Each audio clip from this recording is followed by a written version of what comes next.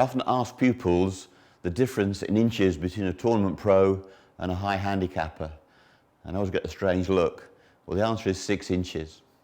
Here's me setting up properly, like a professional, with good grip and good posture. In 6 inches, if I drop my chin 2, if I lift my wrist 2 and bend my knees 2, in those 6 inches I've gone from being a good player to a very poor player. If you're one of my amateur partners in a pro-am and I was your pro, I think you'd be a bit disappointed.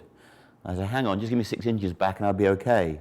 So my chin comes up, my hands drop and my knees have the right amount of flex. There's good posture. So when we're talking about good posture and the golf swing as a human wheel, the more clearly defined your axis of rotation, your spine is, the better the wheel is going to function. So, in the pre-shot routine, when we've offered the club, we tip from the hip to build the grip, and you can see that from the top of my head to my tailbone is the natural and neutral line. I then plant my feet underneath myself. Now, at this point, knee flex becomes an issue. When I step in with my blade and my foot to offer the club, I tip from the hip to build the grip. There's the angle of the spine, there is the axle of the human wheel. I then plant my feet. Now, if I lock my legs, you can see that my shoulder line doesn't change. I can put 1 inch of flex into my knees, 2 inches, 3 inches. I haven't lost height. But in the 4th inch, I start to damage my posture and my body goes this way. It's a very common fault in golfers, particularly as they get tired towards the end of a round. It's essential for the axle to maintain its angle properly at address. So you tip from the hip, and there is the correct amount of knee flex. So all I have to do now is create power. I turn my left shoulder under my throat. You can see the axis of my spine has been maintained, and now I can swing through and hit the shot. So, once I've set up, defined my body angle, I'm going to coil with my spine on the same axis or in the same angle. It doesn't change during the swing. It tries to remain constant. One of my favourite teaching aids is a comb. And I don't possess a comb anymore. And what I'm going to show you doesn't work with a sponge. So there we are. This is a £20 note. And I'm going to hold this for a £20 note, and this represents the body. The top is my shoulders, the middle is my hips, and the bottom is my feet. So, if this £20 note is in a straight line, and I twist the shoulders, the top of it, through 90 degrees, the whole thing responds beautifully.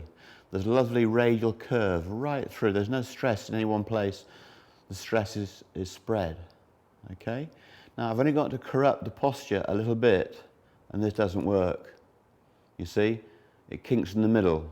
The beauty of good posture, with good spinal posture, is that if you turn the shoulder to 90 degrees, then the whole thing reacts. So physically and mentally, you don't have to worry about what's going on from the neck down.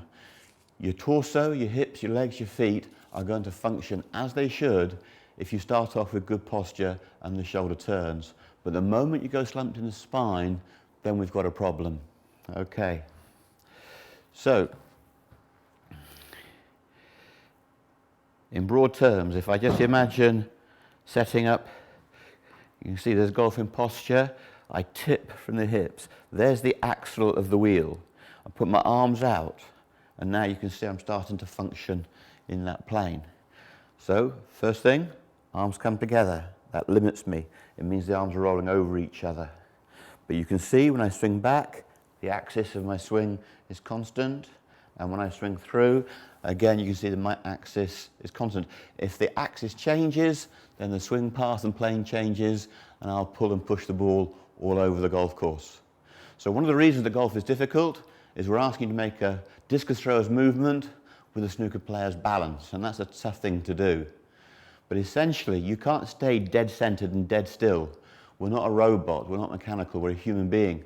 And you'll find that when you tip forward from the hips and your body is clearly defined, then in broad terms, you stay centered as you coil and centered as you come through. Now you'll know from previous lessons, we prepare for balance, we coil in balance, and we release in balance. And that really depends upon good posture.